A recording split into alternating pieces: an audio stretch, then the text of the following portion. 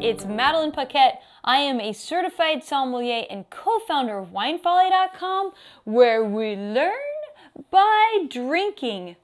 Tonight is the ultimate grocery store Cabernet Showdown. I have with me here, after my vigorous session in the grocery store, 3 wines, each under $20 a bottle, that represent the most popular, well-distributed, and from some of the largest wine brands in America.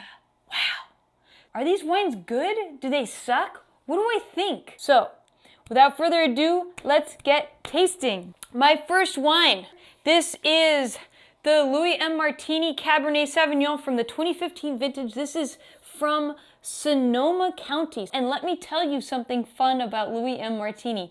This brand is owned by E&J Gallo. And E&J Gallo is I think it's the world's largest wine brand. Let me say that again. The world's largest wine brand. And get this, they have a winery that's so big it almost looks like an oil refinery.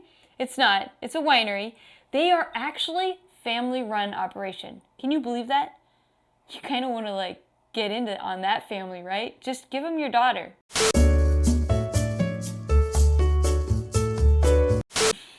I'm kidding.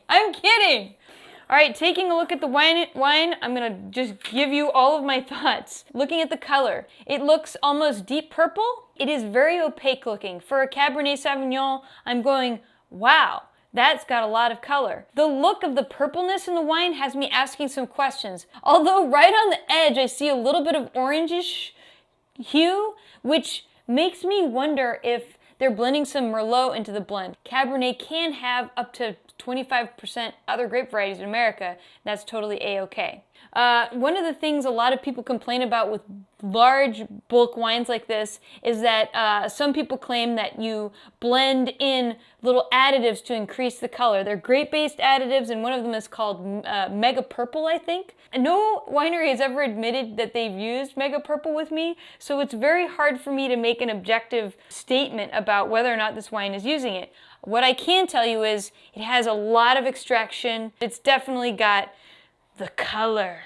If you work for Gallo and you know this wine, let us know. All right, let's go for a sniff. Alrighty. On first sniff, I do not hate the way this smells. Has some really classic baked black currant notes to it, so maybe more on the dried side of that currant aroma. And when I say currant, think of more like foresty blackberries. They're less sweet. They have a little bit more herbaceousness to them. Second flavor, I really want to call out a classic Cabernet note that I get in a lot of wines. I note it as green peppercorn, the green flavor that comes through in a lot of Cabernet Sauvignon, and that's from an aromatic compound group referred to as pyrazines. Black cherry, wet gravel, a little sort of vanilla cake on the finish to maybe indicate some oak aging. Let's give it a taste.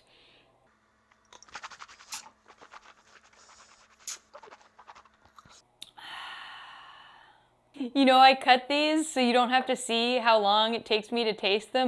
Let me just sum this up for you. On the palate, definitely medium plus to high body. This is a bold wine. It really has a lot of flavor up front, really very focused. I get some sort of spritey acidity up front too, which makes me think maybe they're doing some acidification in the winery to improve the quality of the wine. I get this because it reminds me a little bit of sweet tarts, and I get a lot of sweet tart flavors in wines that have tartaric additions. Not that this is a bad thing. Tartaric acid comes from winemaking, so it's not necessarily a negative or a positive. Overall, taste-wise, you get a little bit of that leafy note on the mid towards the end of the palate, but not on the finish. On the finish, it sweetens up, and I get some more of that toasty cigar note, which is very nice. My head is starting to inflame. I'm very sensitive to alcohol. It might not look like that because I drink a lot, but I don't know what specifically they're doing in the winery that is making my face feel like it's on fire. Onward, J. Lohr. I've got to hand it, one of our followers pointed out, he's like, dude, what about the J. Lohr? And I was like, oh, that's right. J. Lohr, everybody knows it, this wine from Paso Robles. This is an independent operated business. Get this, they have 3,700 acres. Huge! This is so big. So J. Lohr might be an independent producer, but they are a big papa. So let's take a look at the color of J. Lohr. Right away looking at this wine, I can tell you that something indicates slightly more oxidation. It is more orange on the edge. This, to me, looks like a deep ruby in color. Again, a lot of concentration in this wine. How are they producing such concentrated wines? I need to go down there and check it out, don't you think? On the nose, very different fruit profile. This wine smells to me a lot more sour. I'm smelling a lot more of the yeast coming through in the winemaking. Blackberry yogurt, blackberries, macerated strawberries, and a little bit of fresh thyme. Let's give it a taste.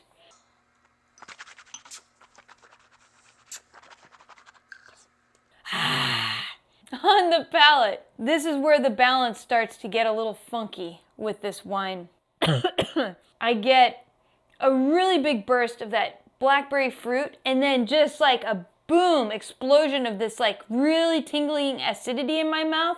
And then on the finish, it smooths out sort of that creamy blackberry yogurt that we talked about. The tannin is really rigid and up front, and all of a sudden, and then it just drops out. This wine is so abrasive up front on the palate, it really makes it hard to drink, and I think this sparkly acidity that I'm tasting makes me wonder if there's some tartaric additions in this wine to keep it balanced. Okay, last bottle. It says Smith & Hook, but you should always look into who the producer is, whatever it says. Smith & Hook is actually owned by Hahn Winery. Hahn Winery's in Central Coast area. They're close to Salinas. They own 650 plus acres of grapes, but this winery is likely purchased, including grape purchases from other estates, other vineyards that are not theirs. This is from Central Coast Appalachian, so they're obviously getting their other grapes from Central Coast and not all over California, so I think that's good. Let's take a look at this wine. Color-wise, this sucker looks just about as deep and as rich and purpley as the first wine, that M Martini wine, and also lots of staining of the tears, which looks really quite impressive in the glass. Winemaking wise, they're doing a really good job to control oxidation and oxygen impact. This one's really pulled into the glass. On the nose, I get baked raspberries, almost like raspberry brambles, dried thyme, and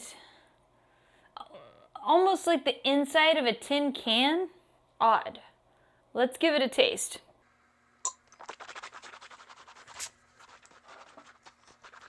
On the palate, this wine definitely screams raspberries and cherries. It has that same sort of boom, explosive acidity that comes up, followed by these really pinpricky tannins that come through, pretty grippy tannins. But then immediately, as soon as that mid-palate comes, those tannins drop out.